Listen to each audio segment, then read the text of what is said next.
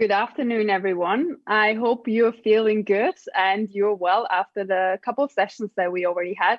I'm definitely super excited about the next session that we are having, and I'm honored to be able to moderate the panel. Lisa already introduced me. I'm the head of our startup accelerators. We are supporting female-led startups in a 3-month program to get them investment ready. And now I would like to take the chance to introduce our wonderful panelists that we have today here. Let me start with Andrea Schuller-Legat. She's the head of customer and service at UNIQA, a leading insurance company in Austria and the CE region. Welcome. Our next guest is Miriam Dachsel. She's a managing director and partner at Accenture, and she's joining us tonight from Zurich. We also have a representative from the US, Brittany. Joining us, she's the product manager CRM at Volkswagen. Welcome. And last but not least, we have Verena Gruber-Sytchev, a partner and consultant at 51, a consultancy for digital transformation. Welcome to all of you. We are very happy to have you here now on stage. And I would like to get immediately into the discussion. So Miriam, the first question is for you. Can you tell us a bit more about your path into leadership and becoming the leader that you are today, and what were your key milestones? The key milestones and how I became the leader that I am today. I would say when I approached my first official team lead role, so really being a team leader, responsible for a team of 10 people, that was at the beginning of a new calendar year. And I remember that back then I took the time to think about what kind of leader I actually want to be and want to become. And I took this very, very serious. And I also had a lot of respect with regards to that new role and that new responsibility. And still today, every year between Christmas and New Year, so I use the quiet time, I take some time to reflect and also to consider what I want to continue and what I want to approach differently in the future. And if we're talking about milestones, I would say I believe the biggest impact on me becoming the leader I am today had the people I worked with. So who provided feedback, with whom I worked, from whom I had the chance to learn. So it's a continuous journey, and I am continuously working on improving my abilities to be a good leader. Perfect, thank you. Verena, your path into leadership was a quite different one, I would say. Would you tell us a bit more about your path and what the military has actually to do with it? Sure, certainly. So I would say that my path into leadership actually started with my choice of degree, which I studied, which was political science, because I chose this degree because I was so intrigued with power and the question of power. And even though this is quite different from the context of leadership that we talk about in the corporate world, I do believe that you can also learn a lot from the social setting, because here we're talking about a non-hierarchical way of leadership, but rather about how to shape societies. And I think that here you can draw a lot of lessons in terms of leadership rather than management from the social sciences. And this is where I kind of started with it. Then obviously my path of following power eventually led me to conflict, and then also to the war zone in Iraq, which is where I worked with the military forces during my master's and PhD for almost 6 years. And this, obviously, the military is an organization which is characterized by hierarchy, and this is where I got to know a very hierarchical form of leadership, so actually quite the opposite. Though what I take from the military experience with me still today is that one thing I find that the military does overall better than corporations is the decentralized decision-making structure. Until today, like, the military, it just understands that you do need a vision, you do need a guideline, you do need a command. But at the end, the operative decisions are with the people on the ground. And so decision is quite decentralized, because you cannot always ask every decision up and down the corporate ladder, as you would do in corporate settings sometimes. And this is where I find a lot of inspiration also still today for modern leadership, where I believe that this has to do with decentralizing, like getting rid of a few of the hierarchies within the corporate setting and actually, but increasing the amount of responsibilities and leadership that you see within the company as overall. Perfect, thank you. Yeah, it's very interesting, your takeaways from the military basically for your leadership today. And Brittany, you also have a background in the military, in the US Navy to be precise. So how do you view that, and how did the US Navy shape you as a leader? Yeah, definitely. I would say that being in the military, there's this, I would say, a traditional assumption that you need to scream, yell, be tough, be emotionless. That there's a lot of that that you see in the movies too, drill sergeants yelling. I tried that at first because that's what I thought was expected of me. And I did not feel genuine. I just really did not feel myself. I felt like a fake. And so I decided to switch up my style and only truly raise my voice when I meant it. And when I did that, I found that everyone listened more, that I wasn't always screaming. When you have someone that screams all the time, you choose really to just kind of drone them out. I chose that when I raised my voice, I meant it, and everyone knew that. One thing that I would say on top of that is leading with empathy.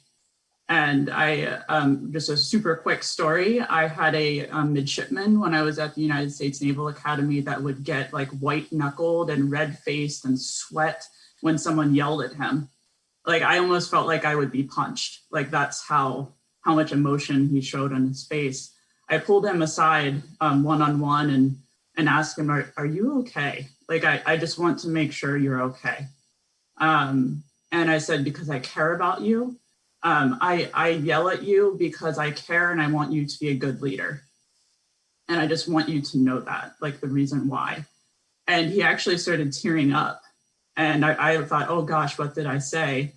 And he said, ma'am, you're the first person in my life to tell me that they care. And I started crying. Like we just had this emotional breakdown together, because I realized that me just asking if he was okay meant the world to him. And so from that point forward, I decided to lead with more empathy and not go, the traditional route of the screaming and yelling. Wow, that's very touching. Thank you for sharing that story. I think that's quite an interesting and unique point that you made there. Yeah, and I think it also shows that how different our paths are into leadership. And I think our next case also shows that, Andrea, you took the responsibility quite early in your career, and you were not in a military setting, but you were in a very IT and tech heavy setting. So how was that for you? Yeah, this was very interesting too, because, you have to imagine it was a small company. So this was a cool setting for me. I could learn a lot, but I was in the mid of my 20s. 99% of all my team members were male. They were freaks or really IT nerds. And I had a strong support from the management, and they told me, okay, please change some things. And now it was me and the nerds. And I learned at this time, I tried many things, and I learned at this time that it is absolutely important to connect with the team, because I see myself, and this is what get more strong over the years as a part of the team. I'm a team member with a special role in the team as a leader, and yes. The main point was, or the most important thing, to connect with the team. And in this case, it was to show competence, to show that I have an idea of IT and that I can connect with them in this matter. And I think this is a very important thing during leadership, or if you are a leader, that you have to change your style or the mood in which you are in, during the day, during the week, depending on if you talk with your team, if you talk with your peers, if you talk to the management or with your customer. In a bit. So sometimes you have to be more inspiring, sometimes you have to be more collaborating. But the most important thing is that you are authentic and that you know who you are inside. And I think this was the second part. So the first part was the connection to the team, and the second part, which made the story with the IT start in my life very successful. And it influenced my life a lot. Perfect. I think what I can see already, something that you have a lot in common is that human aspect to leadership. And I think that's something that I can already see as a line. You have different paths and different approaches probably also to leadership, but that human aspect is something that I can already see right now. And Miriam, I think you also mentioned a lot the role of team in your leadership approach. So what do you see as your main responsibility as a leader, and how important is the team to you in that regard? Yeah, I have a very, very, let's say, easy understanding of what actually is my responsibility. So first of all, it is to provide a safe environment where everyone can be at their best self every day at work. So really have the opportunity to experiment, to perform, to make mistakes and then learn from it. The other topic is that I have the responsibility to provide goals, objectives, give orientation. And the third one is that I have to foster people's professional growth as well as their continuous development also on a their whole self, so not only professional but also personal growth. So how important the team is for me and my responsibility, I would say it is actually the team who has the ability to scale and perform on a broader basis, and I am the one who is responsible to facilitate the best performance the team can actually achieve. Nice. I like that kind of role of facilitating. And Andrea, I think you also mentioned when we had a talk earlier, you mentioned also a very interesting concept which stuck to me. It's the concept of the triangle, and I would leave it up to you to tell us a bit more about it and how it affects your leadership. Yeah, this is a very interesting concept, and I came along on my way in the past years, but it describes what Miriam said about the team. So we have a special role in the team. This is very important also for me, and I see it the way Miriam sees it. And to the power of the team is what makes it successful.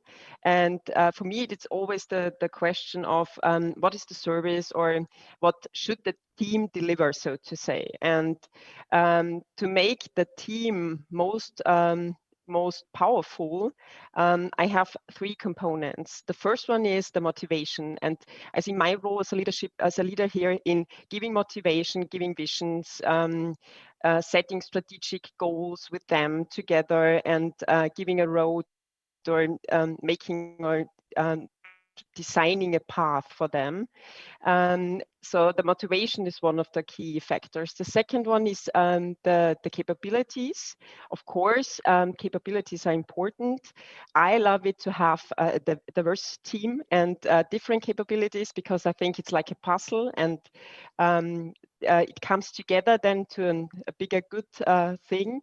And therefore, it's very important to find the right capabilities and to develop skills and capabilities. So this is the second part of the triangle. And the third part of the triangle is the empowerment of people.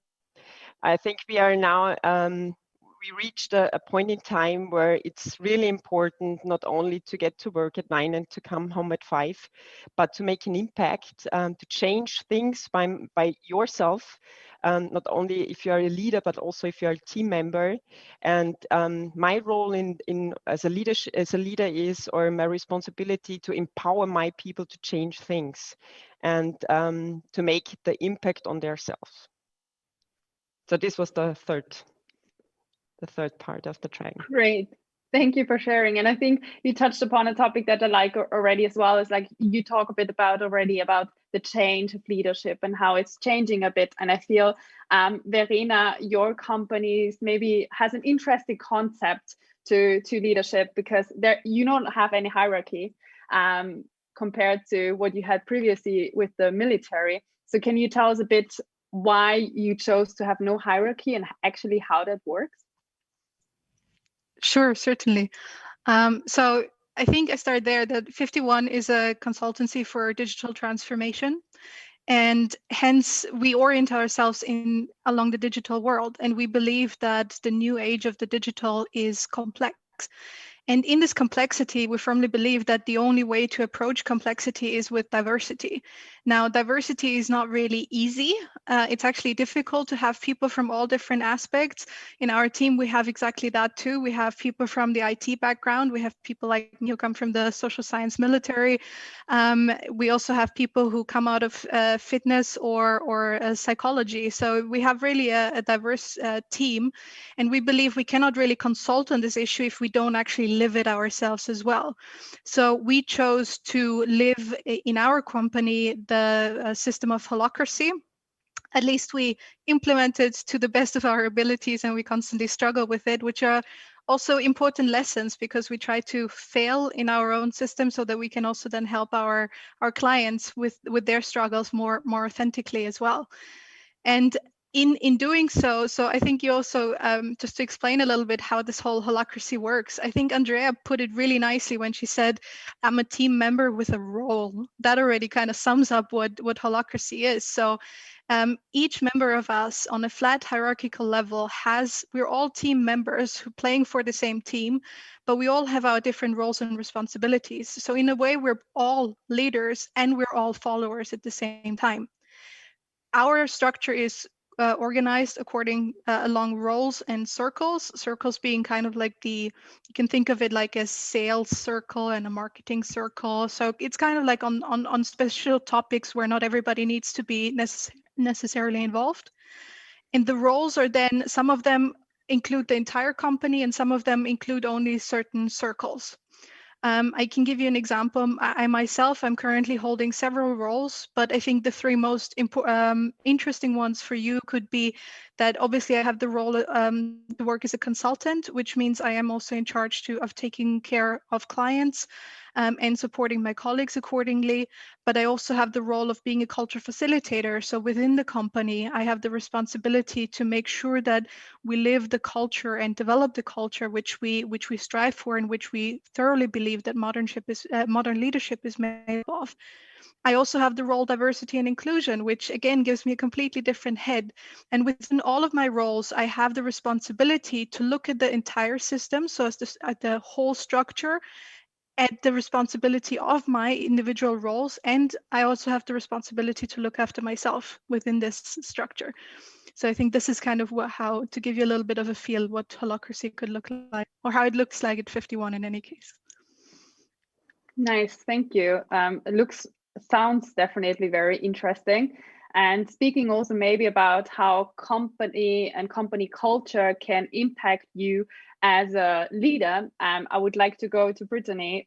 Your previous employer was Tesla, and you told me a bit about the unique culture that was there and how it impacted you as a leader. So maybe you can share a bit more about this.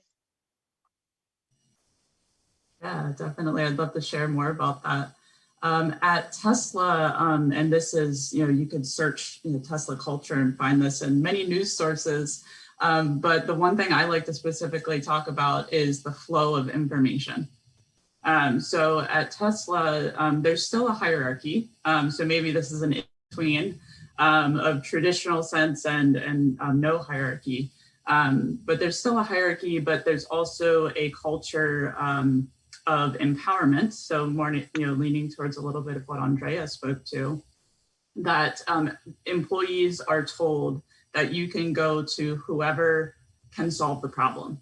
And if that happens to be an executive, you can go straight to an executive. You don't have to ask your manager for their permission to go talk to them. You just go do it. And what that does is that empowers people to have free flowing information and have access to that information. Traditionally speaking, in some of the companies I've worked at in the past, it was very, very traditional. And that impeded you from wanting to solve a problem, because you may go to your manager and they may say, oh, let's not worry about that. That doesn't deal with our team, right? And so you may get shot down before you even get the opportunity to get to the person that can solve the problem. So that impedes the flow of information.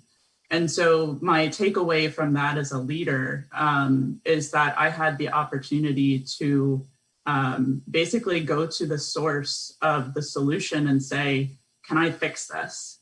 I see this problem. I don't think anyone is solving it yet. Can I fix it? And at that point, it also involved asking for a promotion. In order to fix it, I needed a broader scope. And I went to that executive and said, here's the problem. Here's how I want to solve it. And within 3 days, my title was changed and I had ownership of that additional responsibility.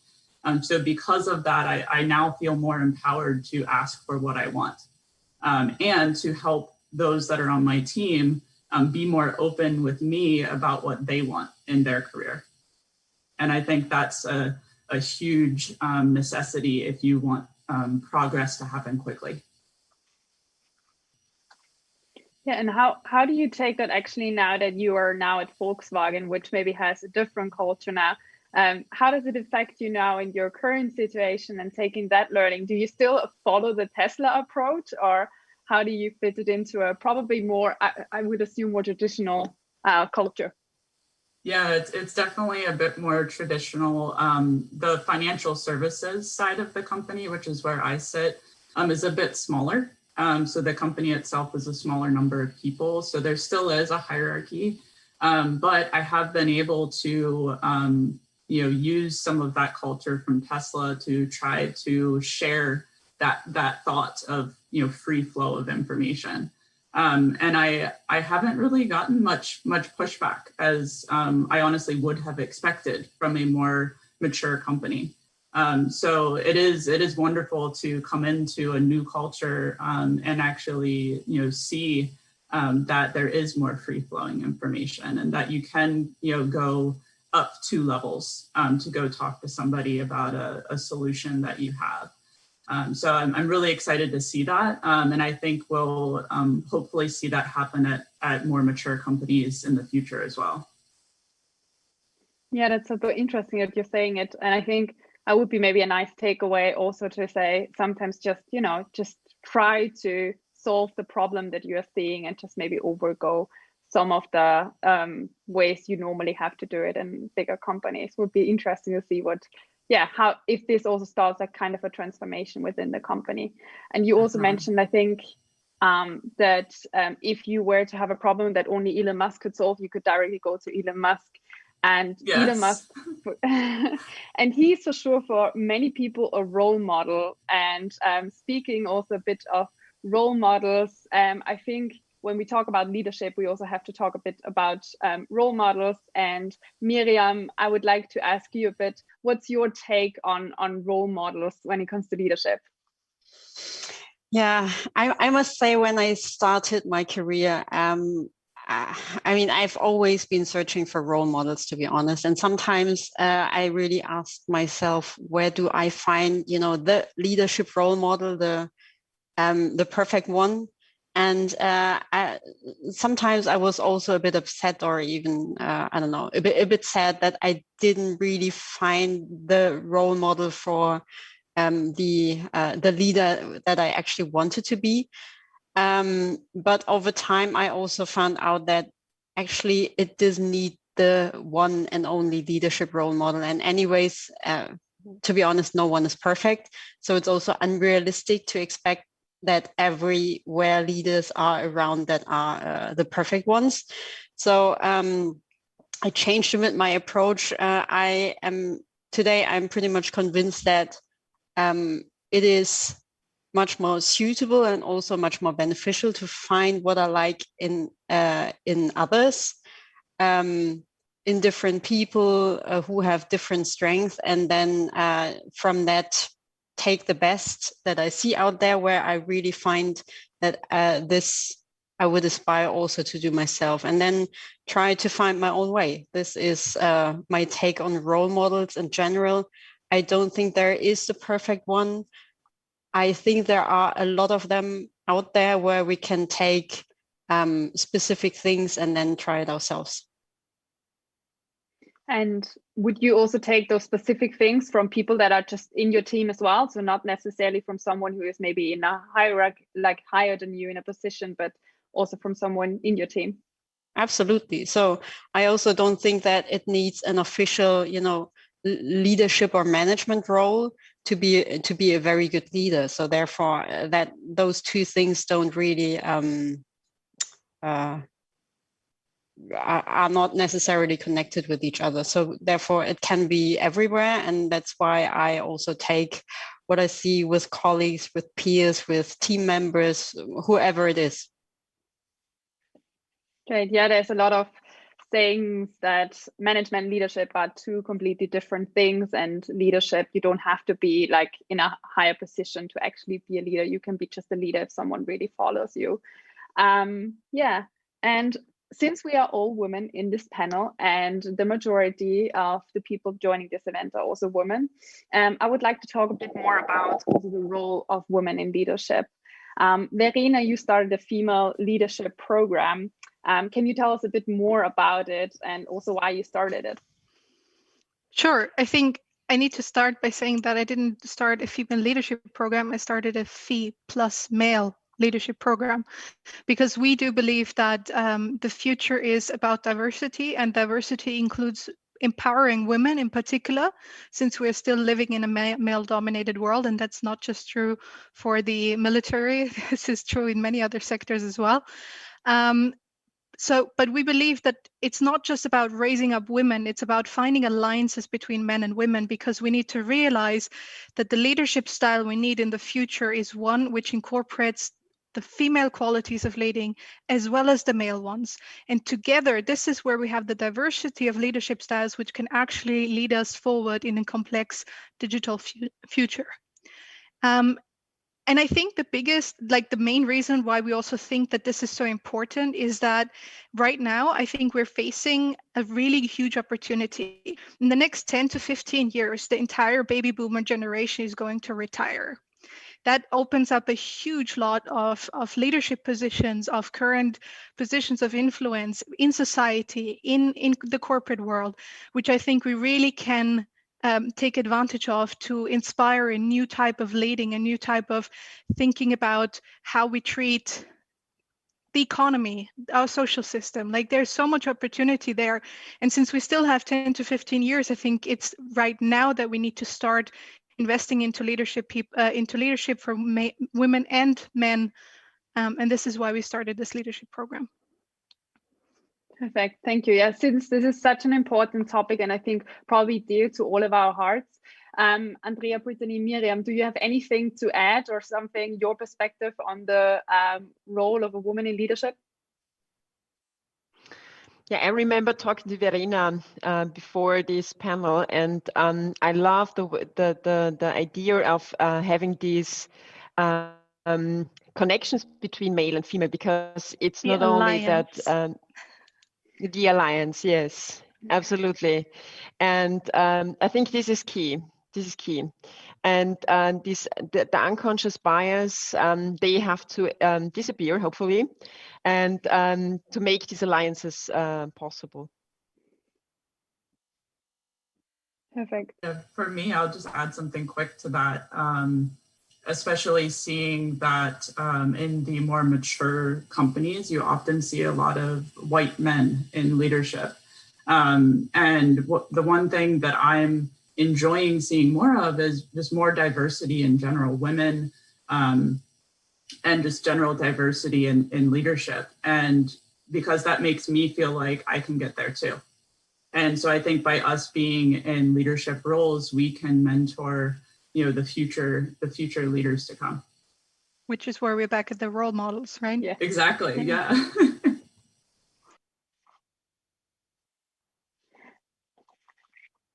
Miriam, is there anything from your side that you would like to add as well? Yeah, I mean, in my company, there's also a larger, let's say, percentage of male colleagues, so to say. And I remember when I joined Accenture and I went on my first project, it was a bigger project where a lot of, let's say, team leads and official managers were in there. And I walked into the first extended leadership meeting of that project, and a bit more than 30 male colleagues turned their heads around, and they were a bit surprised, like, oh, there's a woman coming in. How shall we deal with it? And I was looking at them also like, how shall I deal with them? But it worked out pretty fine. I think it is more on us to also, build the bridge and not, be too shy in order to claim your seat at the table and be the leader that you aspire to be. No matter if there are only male colleagues in there or if there are also other female colleagues in there, I think it is on us to really make the best out of it, no matter what. I actually, if I may jump in here, I actually believe that in this whole transformation and working with men and women and trying to reduce the biases and the unconscious things, as Andrea was also saying, I think it's the small things which matter most. Just one example, I once was working with a colleague of mine, and he is a classical white old male. Sorry, Oscar, if you're watching. But we were working there, and obviously I'm a young woman and he's an older man, and the team we were working with was in an IT company, so predominantly men. I think there was one other woman aside from me. And obviously they had a certain image of us standing there as both the consultants for their day. But then when I was moderating, he actually went to fetch me a coffee. And he did this with so much like Selbstverständlichkeit, as we say in German, with so much like, this is normal. This is the most normal thing to do, that if she's talking, I'm fetching my young colleague a coffee, right? That this, you could see in the faces of people that they were suddenly so shocked and confronted with their own images that they had in their heads of us beforehand, that they suddenly understood that we are actually on equal grounds. And the man fetching the coffee for the woman was a very, like a small thing, but it had such a big impact. Yeah. Thank you for sharing it. I think often you even catch yourself and you think, like, I would see myself as a feminist woman, but then I often catch myself knowing that there's some unbiased traits with yourself as well, which is quite interesting. And as we're also talking about the role of women in leadership in the next years, and also talking a bit about how current trends influence the leadership, we cannot also go by to say how the last 12 months, in fact, also had an impact on our leadership. So Andrea, I would like to ask you, how did the last 12 months with the pandemic, the crisis, and the home office affected you as a leader? I mean, it's very different doing everything from a home office setting. Yeah, absolutely. Because I see myself as an inspiring coach or an inspiring person. And I think it's a difference to come into a room and be there, or to come into a Zoom meeting and be there, because this interpersonal stuff gets lost. And so I try to have other ideas to connect to people. And I really raised my communication style also I'm responsible for a really big group of people, and I started writing emails and stuff like that. This was how it affected me. And in general, I think it was, for some leaders, it was really difficult to not having the people in the office, because if you are more or less a control person, and you do not see them, and you do not steer or you do not bring your team forward by giving them targets and goals for themselves and the empowerment, then you struggled. I think these people struggled a lot. And I think it was also difficult for employees because they had the responsibility to, get up in the morning, really get up from the bed to the desk in the home office, and to organize their day, not being in the social system of an office. And I think this was also very interesting. And at these days, what is really hard for me is we are building up a new company for UNIQA, and there are so many things, and it would be so nice to stick the heads together for 2 or 3 days with the colleagues, which is not possible. So we try to make it virtual and try to make the best out of it. Perfect. Yeah, thank you for that insight. It's actually interesting. I think you touched upon a very interesting point also about the crisis maybe also accelerating that the traditional management style as we see it is kind of from the past and cannot be lived in the future anymore. The time is slowly coming to an end. So Brittany, I would like to ask you, if you were to look at your, if you were to look back 10 years, what would be the advice that you would give your 10 years younger self? And what's your recommendation for aspiring leaders? That's a good one. I'll be really quick because I know we're running out of time. 1, be your genuine self. This helps you gain trust. 2, find a mentor that's different than you by culture, by how they think, personality. Find someone that's different because they will challenge you. And 3rd, ask for what you want and make it be known, because if you don't, someone else will. And those are my 3. Perfect. And I think we're perfectly in time. So thank you very much, Andrea, Brittany, Miriam, Verena. It was a great pleasure. And I think our audience could take away a lot of key learnings from this session. I definitely could, and I go away inspired. So thank you very much for joining us. And I hope you will still be able to join some of our later sessions as well. Thank you. Thanks a lot for having us. Thank you for having us. Bye-bye. All the best.